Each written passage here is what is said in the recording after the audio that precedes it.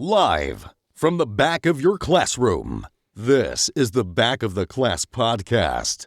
Here are your hosts, the Fat Club Boys. Straight skills. Yeah, it's your name. I go the whole nine and don't hold back. Only phonies flex with a Kodak. When it's whole time, I get more back. So I yellow bone, put it, give me Bodak. Yeah, she like all of my rhymes, she let me know. She want all of my time and she let me know. But I don't wanna lie, so I let them know.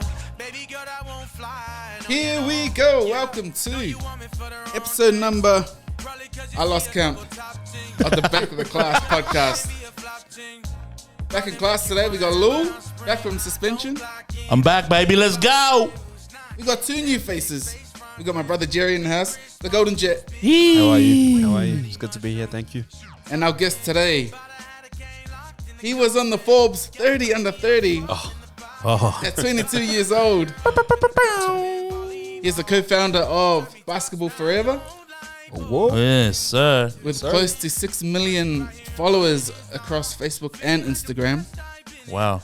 He is the co-founder and CEO of Forever Network.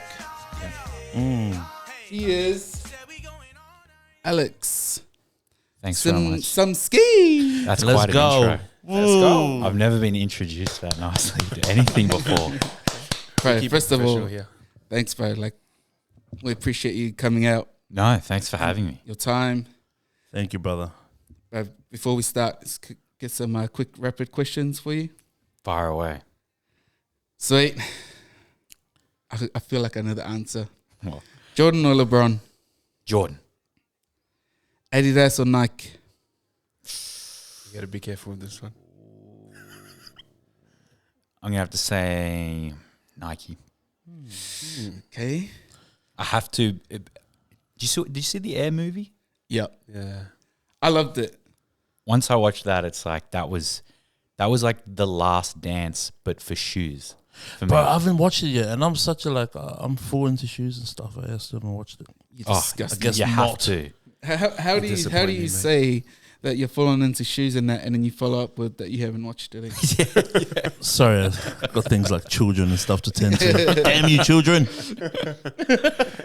Final NBA Finals is today. It's 1-1. Mm-hmm. Who do you got?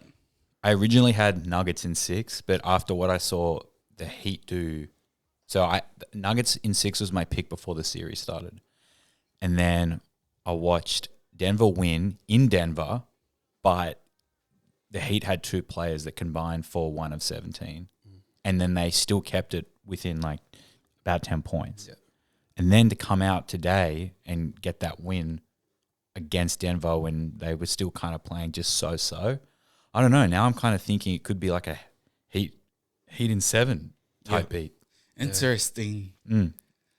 But we'll see. They're both like, it's kind of like a win-win because Denver and Heat, either one of those teams win, and it's good. It's like NBA wins. Yeah. Fans win. Especially for like the smaller markets like the Nuggets. Denver. Oh, Of yeah. course. And it's like a redemption for Nikola Jokic, who got robbed of the MVP. From Embiid. I'm cheering for Jokic only because I think he's gonna be like one of those all-timers when it's all said and done. I think it's pretty interesting seeing the Nuggets in there now, especially given they beat the Lakers in the last series. So I'll put forward the question: if Murray doesn't do his knee in the bubble, do the Lakers still make the I don't think so. finals? I think Because bubble Murray was like,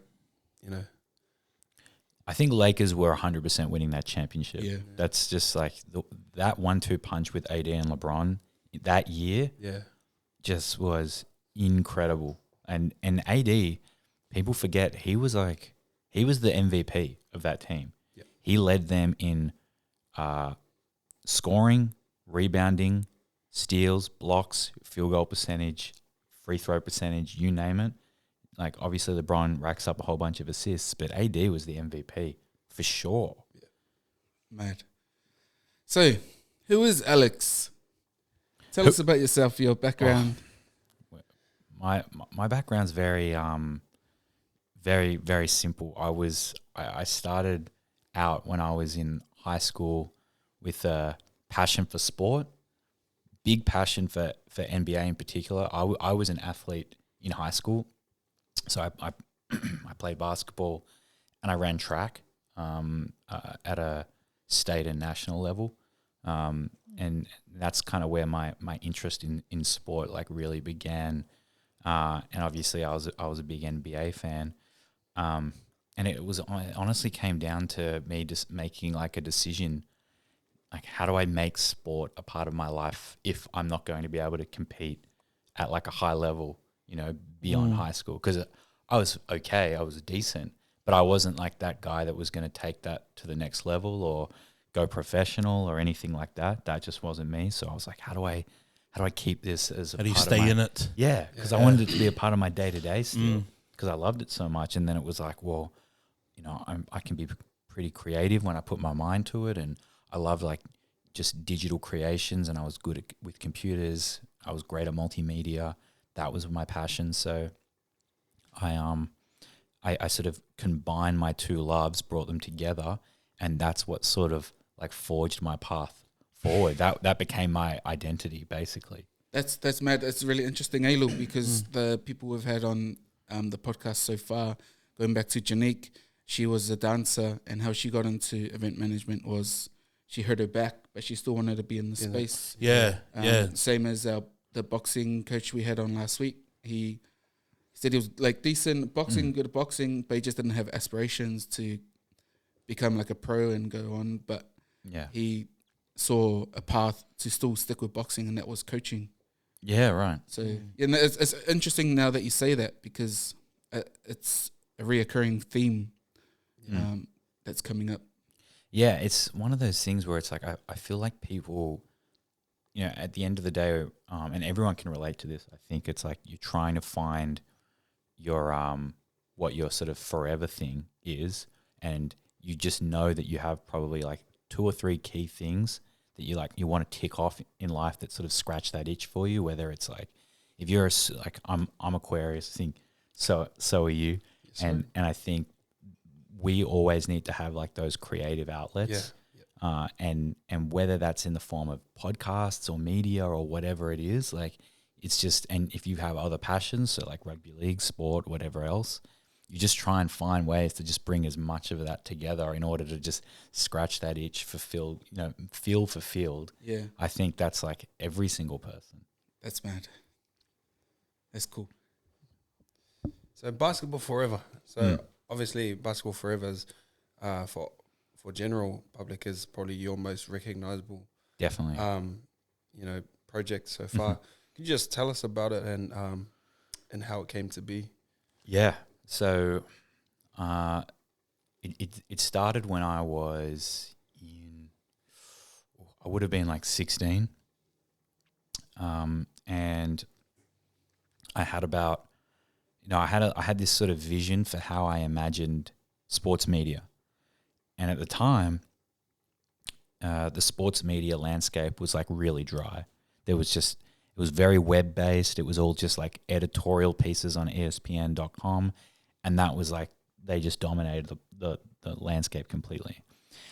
And I sort of looked at that and I thought, this needs like a huge shakeup. I'm not exactly sure what the shakeup is, but I knew that you could put like a fresh pair of prints on it. And my vision for it was, well, what if we had this native social first experience for sport, which is exactly how we all consume sport today. Yeah. But at the time, this didn't exist. This is not how people enjoyed the NBA or any sport for that matter.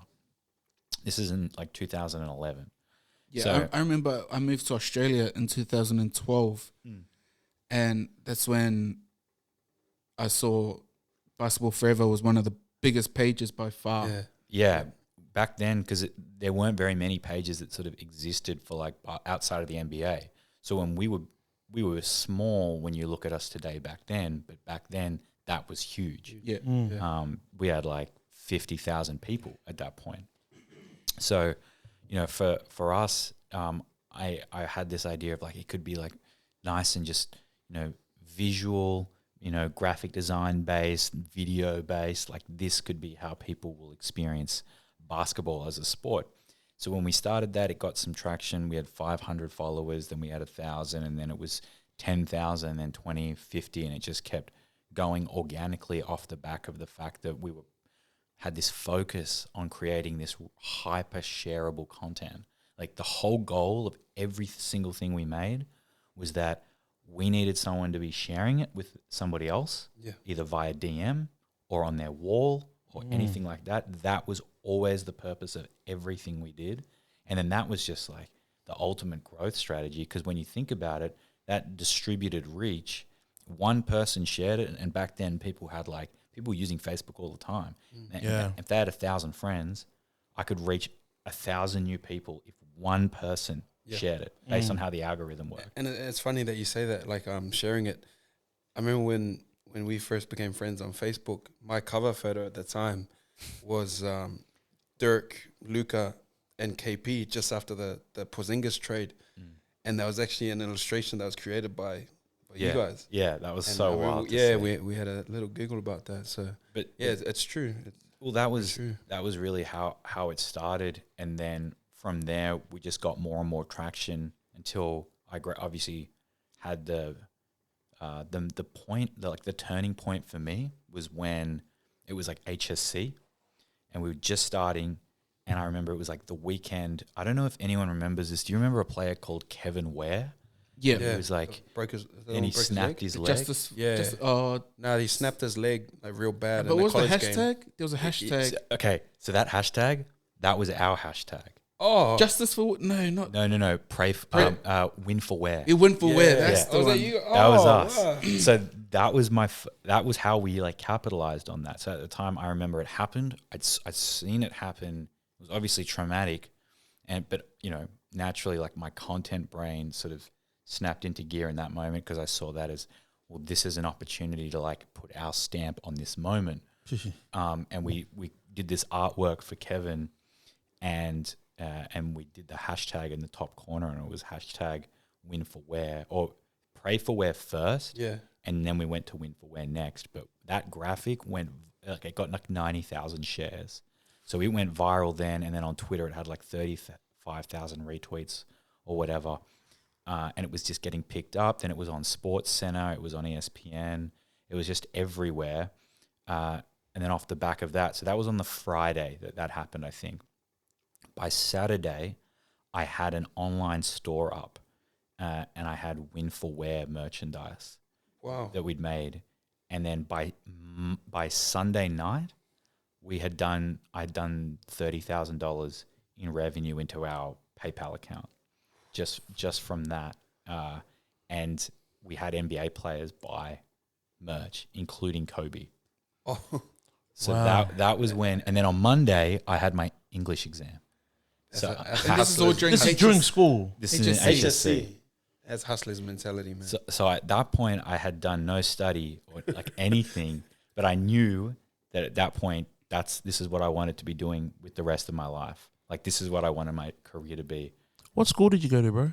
I went to Oxford Falls Grammar School on the Northern Beaches. It's like on the Waikhurst Parkway. I'm going to send my son there. Funny. Make that two kids. I got one just hanging around doing nothing. Oh man, it's funny you say that though, because at the time they were not supportive of what I was doing. Really? Oh, I bet you they are now, brother.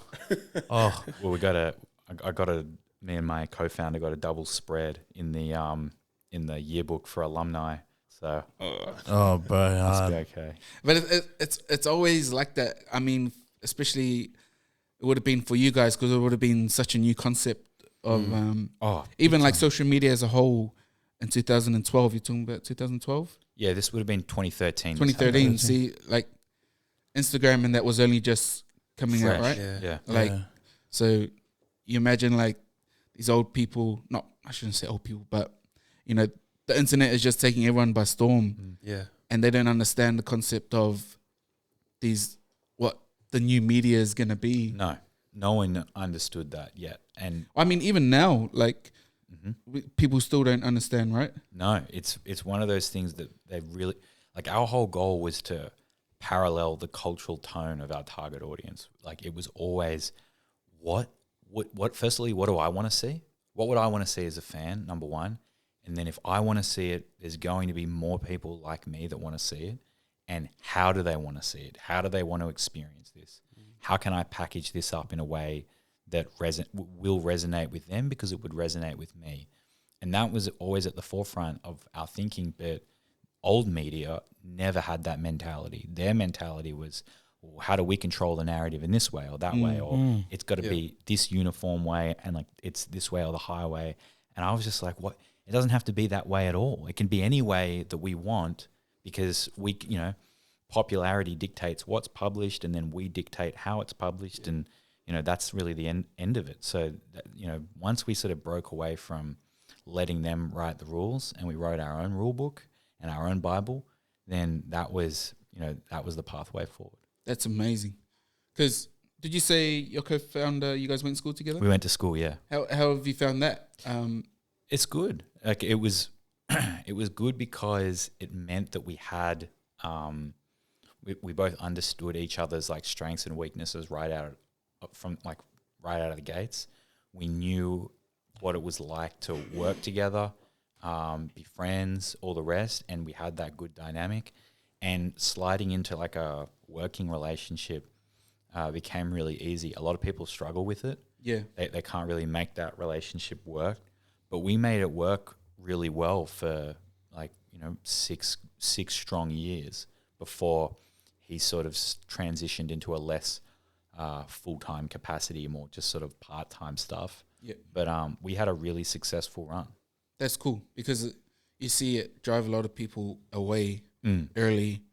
But that's cool. You guys, 6 years before he started taking a step back, or? Yeah, so we officially launched the company, not as just like a side project, but as full-time, was in 2015.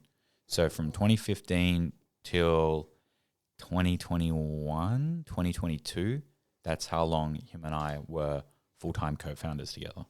Wow, that's amazing. Yeah, no real bumps in the road. It was good. That's crazy, man.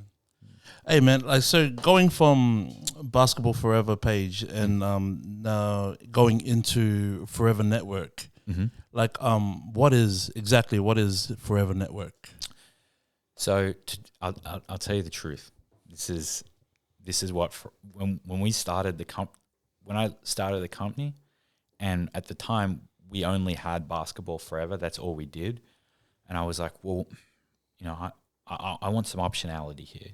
Like Basketball Forever will be the flagship, thing of project or publisher for what we do, but I don't want to solely be defined by Basketball Forever. I want there to be an evolution. I want there to be an option for me to be able to create new things and do new things under this umbrella. Yeah. And so that's why we created the Forever Network as a company, and then assigned Basketball Forever's IP to that company to give ourselves that option to create other Forevers, other brands, other things which we do have in the background, other products. All of that could fall under the Forever Network, because we did see it as a network. It was going to be a network of brands and audiences and content and all the rest. And then, of course, using the Forever Network brand, that's how we branched into other sports from like a service provider standpoint. Obviously, people would look at our content and they would say, hey, how do we get that for our sports here in Australia? And I said, and that was when we were like, oh, man, we need a service for this. We need something that's, sporting teams can just like take off the shelf, purchase, like the New South Wales Blues as an example, and just run with it. So that was really like the purpose of having Forever Network. That's how that kind of came about for us, and we've been operating under that banner since. Wow, sick. Yeah. So you saw the gap in the legacy media, and you just made a way to work around that? Like, is that what you wanted to see for yourself? Basically, it was, as funny as it sounds, it was truly me just wanting to bring to life what I wished I saw from other people or from other brands. And because they didn't do it, I was like, well, I'll just make it so I can see it, so I can enjoy it. And that was our approach with everything. And it turns out that was just like the perfect mentality to have. Because, you know, you have to strike a balance. It's really interesting. You can't just always create things for yourself. You have to create things for your customer. But then on the other side of the coin, I am the you're a customer. consumer as well. Yeah. So if I'm making it for me, I know I'm making it for most people in this demographic, which, you know, you have to be really careful with that balance, because that can either make or break you, that mentality. If you have the wrong approach to, like, I only build for me and that's it, like, that can kill you because you're not listening to the market. Yeah. It just so happened that my needs and the market's needs were so closely aligned that it just worked perfectly. And to tell you the truth, if I had to go and do it all over again, I may never be able to strike that perfect balance ever again with anything. Like, it was one of those things that you truly get blessed to be able to have that convergence, because not everyone can sort of manufacture that. Have you always been like that type of person, like that problem solver? You see something, you're like, man, like ideas, and you know what I mean? Yeah, to a degree. I mean, I wouldn't sort of like categorize myself and say, oh, I'm a problem solver by, you know, that's how I define myself. But I do get a lot of value out of solving a problem.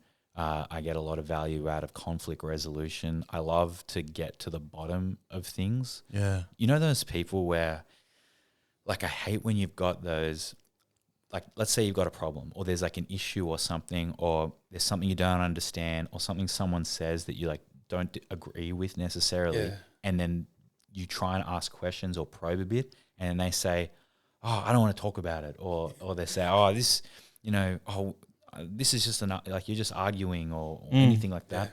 I used to hate that like mentality. I was like, oh my gosh, I'm not trying to do anything but learn from your point of view. You have a perspective, it's different from mine. I want to understand it so I can help like solve the issue. I want to get to the bottom. And so like that mentality, I love that, and I apply that to like what I do with my work too. You know, I've had so many, I've lost count of the amount of problems I've had over the years through business. Like just problems I thought I would never be able to overcome, insurmountable things that you just, I'm like, oh, the business is dead today. Like we've died. And one thing I've noticed is that I've always been able to find a solution, no matter how big the problem, no matter how anxiety inducing. And so I'm just so thankful that that's like a part of my personality, because I can see how people without that trait could really struggle with running a startup. Yep. That's amazing. We'll quickly take a break, and then we'll get back into it. It's the Back Class Podcast. Back after this.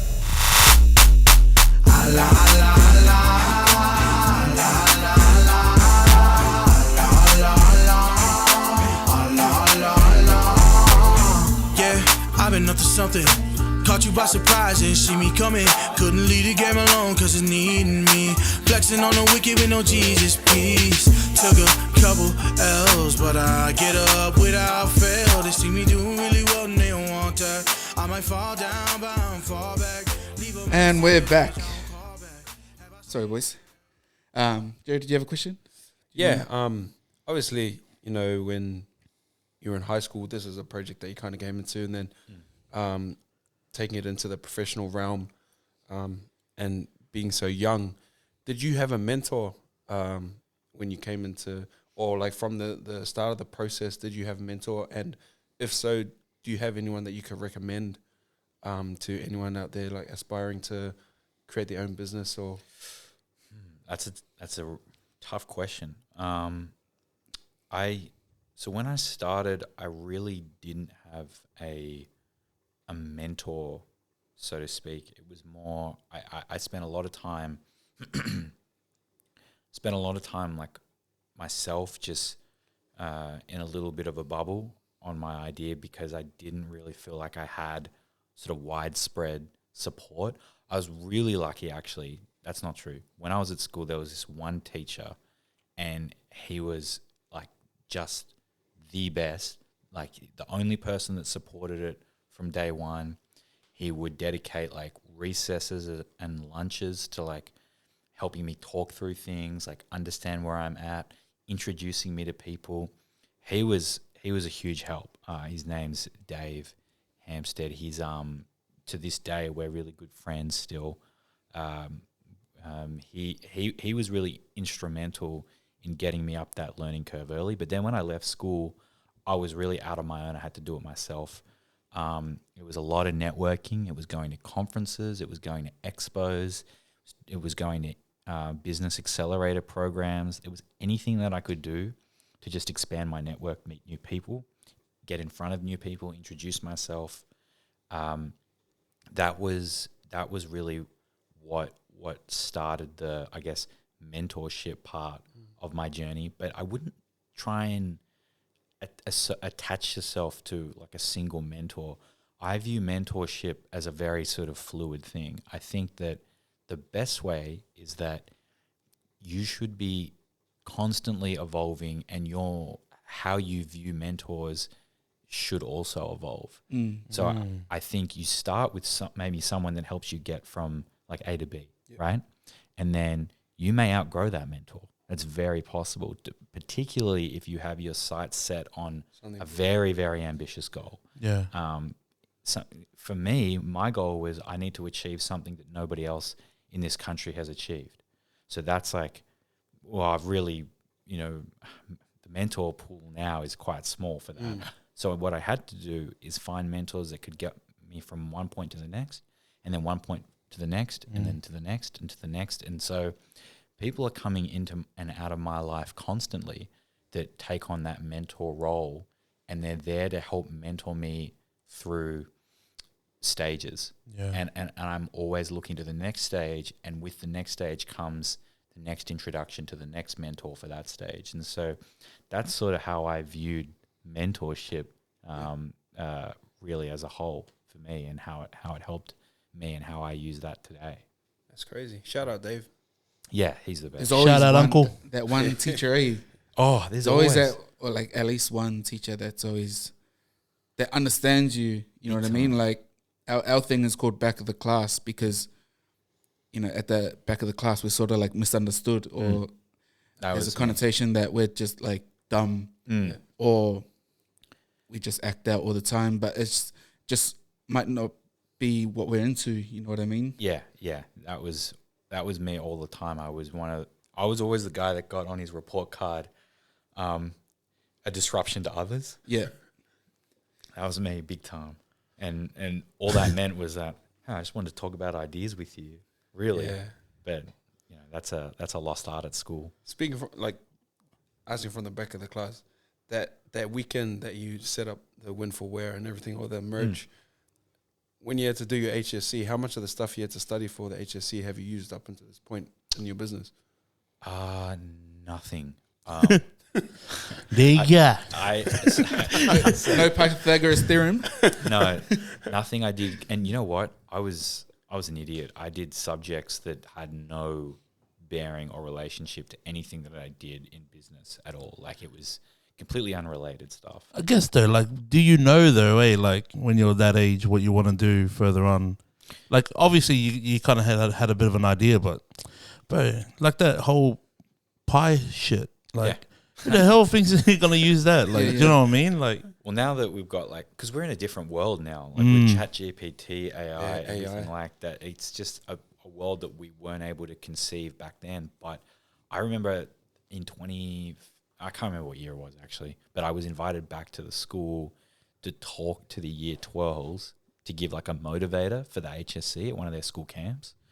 And I was such a strange choice because I did horribly in the HSC, completely bombed. Not simply from a lack of trying. Like I really only did my assessments and then that was it. I did the bare minimum basically. But they brought me back and I spoke to the group. And I don't know what they expected me to say, but my advice to them was to not worry about the HSC at all. Yeah. Like, I bet you the principal was in the back punching the wall. I just Damn this guy! Did anybody screen this fella before we put him on? Who takes care of the screening process? You're fired, buddy. Out of here. it was honestly like that because I remember I started speaking and I thought to myself, "Fuck, I can't believe I'm ruining it." And I could see the teacher at the back of the room, like the color leaving her face as I'm telling them, "You know what? It's not really a big Yeah, you're deal. supposed to be there to motivate these kids. Eh? I haven't used any of this shit, so don't worry about it." And that's the God's honest truth, though. I think school for me was more about, and it should be like this for everyone. It's more about like the process of learning to learn. You know, it's Yeah, not that's about- how I see it, bro. it's that. Tasks, be able to perform tasks, like, you know what I mean? That's what it is. Being there on time, leaving at a certain time, breaking on a certain time. That's the type of things that I reckon. Not that I think they Did should it. continue like encourage like different ways of thinking. Yeah. Yeah, like you ask a kid like, "What's 2 + 2?" They'll always tell you 4, but that's not the only way you can get to 4. So it's 3 + 1. You know what I 2 mean? + 2 is ducks. window. Oh no, window. Window. Is it? Yeah. Nah, it's Was it 1 + 1 is window? chicken. Your chicken egg. It's Yeah. a chicken. I don't know. Chicken. Sorry, Alex, can you say that again? Say that again. What you think school should actually be? I honestly think it should be the process of learning to learn. That's what it is. It's not about the subject matter. It's not about the takeaway. It's honestly about going through the motion and the process of being able to understand, all right, how do I learn about something that I might be interested in? Because that's obviously an important skill that you need for the rest of your life. But you don't need to use it for drama or PDHPE or ancient history. Like all of that stuff is kind of neither here nor there. If you need to get that information, it's a Google away. Yeah. The process of learning Yeah. and understanding how to learn a new skill or something that you need to put your mind to, that's obviously an important skill. Definitely. I've never heard it like put like that. And I might have said it a few times. so I'll say that again. I'll say that again. I've never heard that put like that. But these guys always putting me on, bro. That's a mad way to look at it, eh? When you say it like that, that's crazy. Yeah, I think it's it's a healthy way of looking at it, right? It puts no pressure on you. It's like you can fail as many times as you want because it doesn't matter because you're not really failing if you're learning more about the process, which you're going to need forever. Everything else in between that is whatever. Eee, bars. Bars. Forever Network, bro. So the Forever Network role now, like, what sports are you covering in this, like, big umbrella of? So right now, and to be honest with you, we used to cast a wide net. So we did a lot. And then as of, I think, a year and a half ago, I think I said to you that I don't want to go wide anymore. I want to get really specialist and refocus on basketball, go deeper with basketball. So we've done, our new Pick'em app, which is Vote, which you obviously know of. We've done our Hoop Hounds. We've got our tipping app. Like all of these things are like us really extending out the NBA experience as much as we can. But over the course of my career now in Forever Network, we've done a bit of AFL, bit of UFC, boxing, tennis. We've done obviously rugby league at both a club level and at Origin level, and we've done NBL and we've done NBA. So there's been so much, and then we've done esports. Oh wow! So I think I saw the esports thing too. Yeah, when I was looking stuff up. Yeah, we did a lot of esports stuff back in the day, but all of this stuff was like, eventually it's kind of too many fingers and too many pies. Yeah. It's hard to do everything effectively, and one day it was kind of like, hey, let's just focus on a few key things. Obviously, rugby league. Like I almost love rugby league more than I love NBA, which is weird. But that's one I never wanted to give up. But other than that, everything else has kind of just been like, let's just zero in on basketball a bit more and get even better than we have been. Dude, would you say the NBA make it easier? Way easier. to do with what we're doing. To do what you're doing? It's the easiest sport in the world to do what we're doing, and credit to them. They're very liberal when it comes to their like content rights. There is a line in the sand.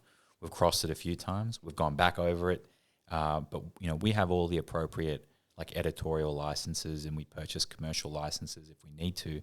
But for the most part, they're very sort of free flowing with how you use their video content from an editorial perspective. Oh, They're very like fair use, like you because Adam Silver, who's the current commissioner, he came out and said that we see people uploading highlights as free marketing for the league. Yeah. Now you contrast that to the NFL, who for You need rights and oh my licenses gosh, for everything. they hold it so close to their chest, and there's a reason why NBA is one of the most globalized sports in the world, and NFL, no one watches it outside of the US. I mean, obviously they watch it, but I mean, more at a substantial level.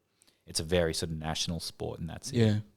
Because you can open up your app, and the only time you'll see NFL is like on a Bleacher Report or something. Yeah. You have to go into CLA. It's not like something you see like everywhere. Yeah, No. just pops up. Yeah. You got to go looking for it. Yeah. Whereas NBA is everywhere you are. It's a meet people where they're at approach to content.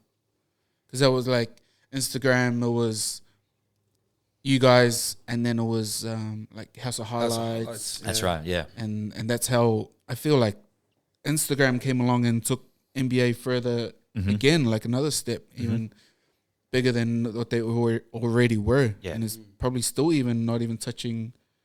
Still plenty of room to grow. Plenty of room. Without kind of giving out anything, like what's next for Forever Network, bro? Well, we've got a couple of things like in the back pocket that we've been working on for a while. We have obviously our daily pick'em app, which it's called Vote. Very, very fun game. It started out as like a simple, you get 5 daily questions about the upcoming slate. You answer them correctly, you get 5 out of 5, you win a daily prize. Each question has a certain amount of points allocated to it. You accumulate the most points for the month, you win cash prizes. Very simple. So it's just testing your NBA. We call it better than betting. It's like you can basically, make 5 outcome predictions, and you don't have to offer up a stake, and that's you can still win on it. Yeah, that's crazy. So we've done some huge expansions of that app that are coming out in probably the next couple of months. And it's just going to absolutely shake up the market. There's not another app like this on the planet. And if you remember, we were doing our Hoop Hounds NFT project. Yep. So we actually scrapped that as an NFT project, and instead we've merged that into the app in order to everyone to have their unique avatars. They can purchase, earn items to upgrade, and then they can go into battle 1v1 versus another vote player. Yeah. Wow. And then eventually you'll be able to wager on the outcome of you versus you. The player. Yeah. That's the future of vote. So it's going to be Interesting times for sure. yeah. A bit of a new world. We've even got live events. It's done on Unreal Engine 5 gaming platform. So there'll be Unreal Engine. Yeah. They're pretty. Look at you go, bro. I just bought a slow cooker and I thought I'd just change the world. Look at this fella. Anyway, shout out to my slow cooker. But that's it for us. That's what's coming up. It's going to be hopefully a big back end of the year. That is massive. Crazy. That is crazy. But I don't know what will be crazy in this. Tell us about. Tell us what it was like, the experience of being named in the Forbes 30 under 30. And how does that process work? Honestly, I didn't know much about what happened was I got nominated, but I never nominated myself, or no one that I know nominated me. So was your accountant? Yeah, you're Boys welcome. on the block. It was one of those things where we just received. I got notified that we'd been nominated. I didn't know how. I thought that it might have been someone at like the incubator program that we used to be a part of or something like that. Anyway, I was asked to fill out the application. We didn't even put in that much. Jaden and I, my co-founder, we didn't even put in that much work into the application. In fact, when he entered it, he spelt my name wrong. Like, that's how little effort was put towards it, which is really funny. And then a couple of months later, I remember I was walking to the bus stop to get the bus into the office, and I get a notification on my phone, and it's an email from Forbes, and they're like, "You made the 30 under 30 list for media and advertising category," which was just like, I just remember being mind blown because I was 23 at the time, and I was one of the youngest on the list, and it was just like the coolest, biggest honor. And I know it's a full vanity thing. Like, there's nothing special about it in terms of it doesn't mean anything tangible. Yeah. I don't get anything other than I got to travel to the event and all the rest, which was in Hong Kong. But it just felt like huge validation on my dream, which was the most important thing. It was like I had received external validation at what at the time felt like, to me, the highest level for something that I'd put my mind to since I was 16. So that felt special to me because I'm like, this is my dreams, coming to fruition, basically. And now I don't have to tell anyone I have this dream. I can say instead, I'm Forbes 30 under 30. Yeah, that's how I look at it when I saw you on there. Like, obviously, in our journey now, like, we got goals that we want to try hit or something, but you pursued your goals so hard that you took it to a point where you were named on that list. Yeah. And to me, that's crazy. Like, obviously, the goals are different for everybody, but to get that external validation, like you said, it was so good. I spent way too much. So when I went to Hong Kong, like, I was only there for a couple of days, and I got so swept up in that life, or not the life. Talk to me about that life, brother. Come on. Go on. It was, you know what? It's not real though. It was just the life that all the people there projected. Like, they all wanted to project that we've made it sort of mentality, which everyone that knows me knows I'm absolutely not about that. Like, that's not who I am. That's not the persona that I put out there. It's not how I carry myself publicly, privately, none of that. And it got really overwhelming, even just over the 4-day period or whatever, to get like swept up in that I spent $10,000 just trying to be like, that guy with everyone who they were all trying to do the same thing. Yeah. And I got to the end of the trip and I was sitting in the hotel room, this nice hotel that I did not need to be in. And I was like, I just blew 10 grand on nothing. Like, I don't even know why I did that. I could have just come and left, and then that would have been it. And I would be exactly the same place that I am now, having done that, versus spending all this money to impress people that I didn't care about. It was a weird thing for me where I came back down to earth really quickly after the event. It was nice to celebrate, but it reminded me that that's just not who I am as a person. Yeah, you say that, and I don't know if any of you guys, or like something I picked up just before you said that was you had been nominated, you're doing this application, and you're still walking to the bus. Gee, that's what I wanted to ask. He Do you know when bought the bus the next day. Do you know when you got that notification? This is what I would have done. As soon as I seen that, Forbes 30 under 30, fuck the bus, bro. Give me book a limo, lad. I'm walking to work, like freaking Conor McGregor, G. Oh man, walking to work with your shades on. Yo, hard, eh? No, that's crazy. Yeah. Because obviously you didn't need that to tell you you're done really well. No, but I didn't need that. And you're still catching the bus. Yeah, like, I just lived a very normal life and still do, really. Like, there's not much, there's nothing special about how I, live my life, as Jerry knows. Like, I'm a very simple man. And at the end of the day, like, running a company like this is not like, it's not like I'm just like making cash left, right, and center. Like, really, everything that we ever make gets immediately invested straight back into the business. Like, we don't take dividends. We don't do any of that. It's like reinvest, because the focus is like getting to that next level, growing, continuing to build what we're building.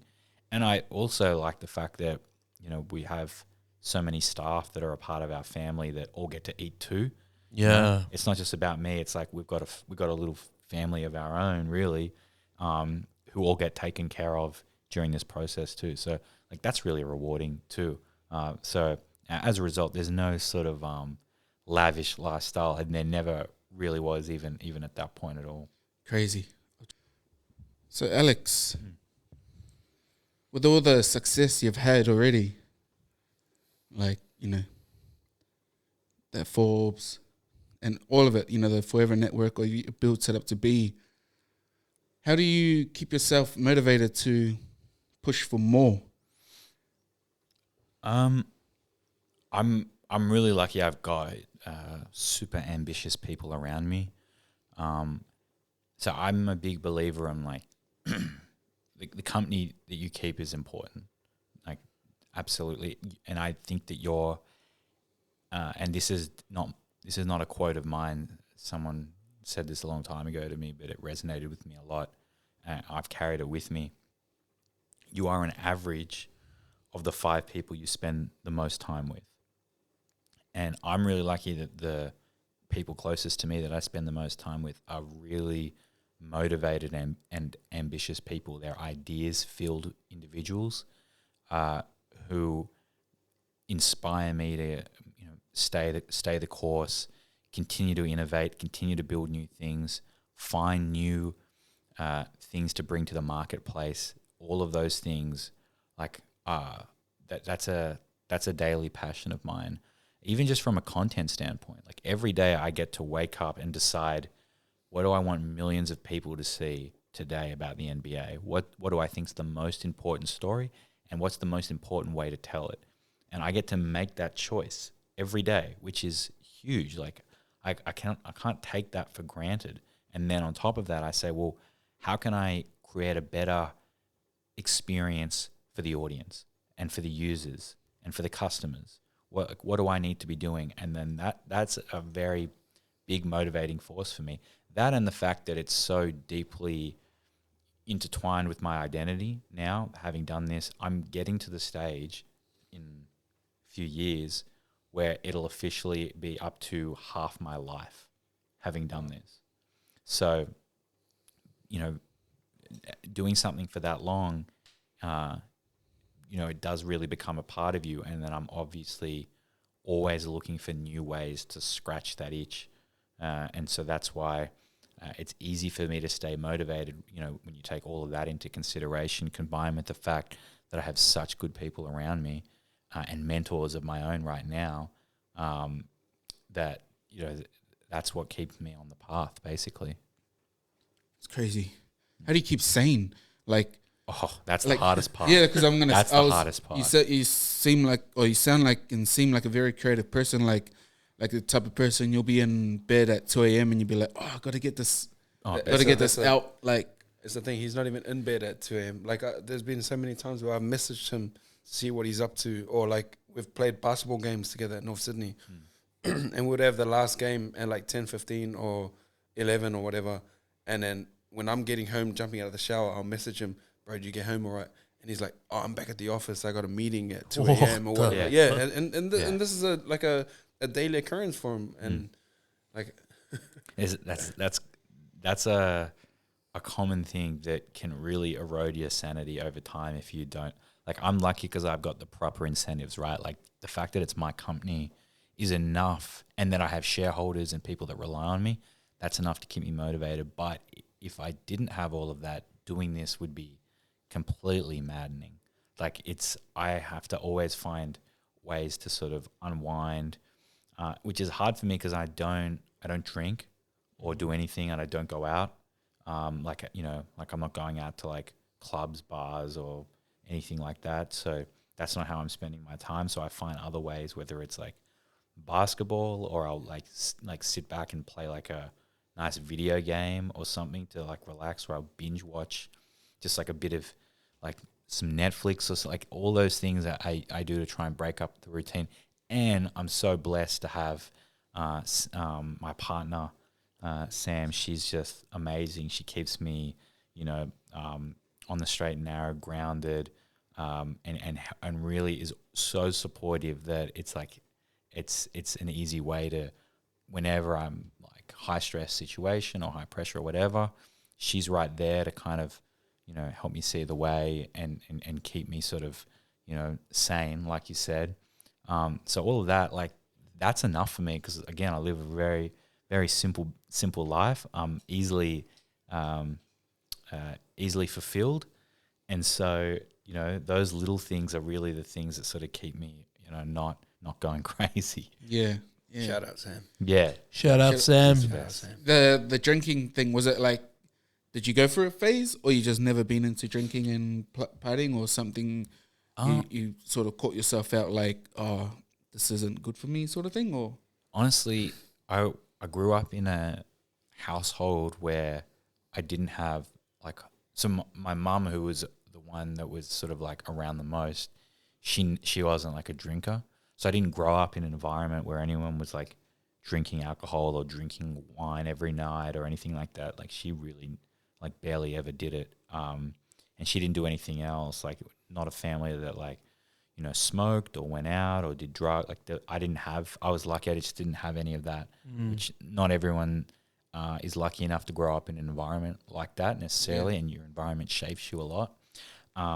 So that's how it started for me. But it was not just that. It was that combined with the fact that at the time I considered myself a very serious athlete. Like, I was training 4 days a week.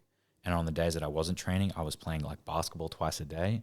And so I was doing like hardcore exercise basically 6 out of 7 days. And then 3 of those days were at like really, really high intensity because I was doing sprinting. So because of that, I had a great diet.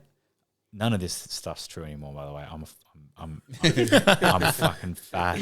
Like, it's all gone to shit now. But at the time, I was like really finely tuned, and I didn't want to ruin any of that with like drinking or alcohol or anything, because I knew that it was so easy to like just put on a little bit of weight, even just like a couple of beers would do it for you. So I didn't do that. And then when I finally gave away all of my like sport and stuff, I didn't have that tolerance that everyone had built up through their teens for alcohol. And so just a little bit for me was enough to send me. Like, if I had 2 drinks, I was flying high. Like, it was crazy. I just would lose control. Not in a bad way. I just like wouldn't remember things. Like, the room would start to tip when I'd walk, stuff like that. So that's when I decided, like, years ago. And then there was one, like, but I would still drink every now and then. And then it was just one day, me and Sam said, hey, why don't we just not drink anymore? It was like during COVID, so like 2020. Like, let's just not drink. Now, that doesn't mean I have to stop drinking forever. But it means like I'll have one drink every 3 months or something.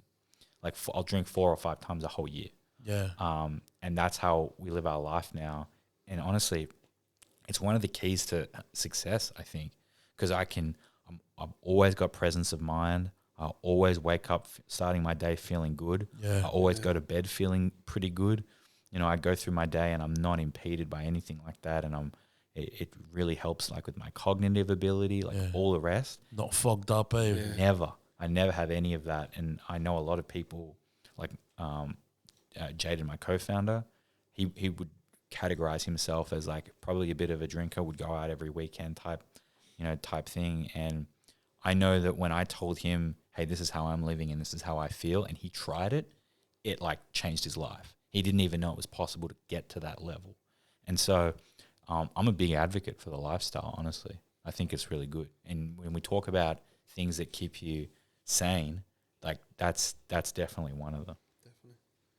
It's like a high performer tip right there if you want to. Listen, man. Alcohol shit. Do ice. Nah, jokes. Did you guys have anything else? Obviously, like, bro, we could talk and ask you questions for Yeah. thing, but I'm so appreciative of you coming out, No. giving us your time. Like, it means so much to us. We want to congratulate you on all your success. Thank you so much. I'm sure there's plenty more coming. Hopefully. I'm sure there's plenty more. Oh, he's coming. got it under wraps, bro. I know. It's on its way. Yeah. It's on its way. So we'll be on the lookout for the app. Yes. That's coming out end of this year. Yeah, that's Vote. Vote. VOAT. VOAT. Make sure you vote. That's right. That's the slogan. Make sure you vote. Make sure you vote, baby. If you can look into that camera there, that middle one, and give your best advice off the top, the first thing that comes to your mind to someone who's maybe starting their journey, or could be a kid or whoever, whatever you feel like you need to get out, you can let it out. I think the best advice that I could give would be to stay committed to your dreams, even through the times where it feels like you're not achieving anything, because the most important thing is consistency at the end of the day. If you can stay consistent to something for a long period of time, even if it's 2 steps forward, 1 step back, if you can do that and you can commit to it, you're guaranteed to put yourself into a position for success. It might not necessarily mean success, but you'll be over for the try. It'll just be about whether or not you can convert it, and that'll be on you. But at least you'll be there. So stay motivated and stay consistent, and you'll see success. Love that. Heard it here first. Over for the try, eh? That's right. If you show that Like the Queensland Maroons. jersey, we're not going to Up cut. the Maroons! Come on, brother! We're not going to cut to that. Cut back here. Hey, uncle, come here. Come over, look at this fella. Ruined my night. I had to throw it in, man. I had to throw it in. Well, thanks, boys. Thanks, Alex, again. Thank you. Coming on. I appreciate it. Thank you, Alex. Forever Network, Forever Basketball, or Basketball Forever, sorry, Yes, on Facebook, Instagram, and all the rest. Mm-hmm. Follow it. Please. Lou will put it there. Right here. And this is the Back of the Class podcast. And we out. Peace. Peace. Yeah. Peace. They suffocating the game, I can't let it breathe. And it's the long way and keep me a shine brief. All the haters like fake, deep down they do believe. Boy, it's never too late, you should get that degree. That ain't your whip, that's a leash. At least you can cut all your losses. Not everyone can be the boss, but send me a decent deposit. My pen just might make you a star.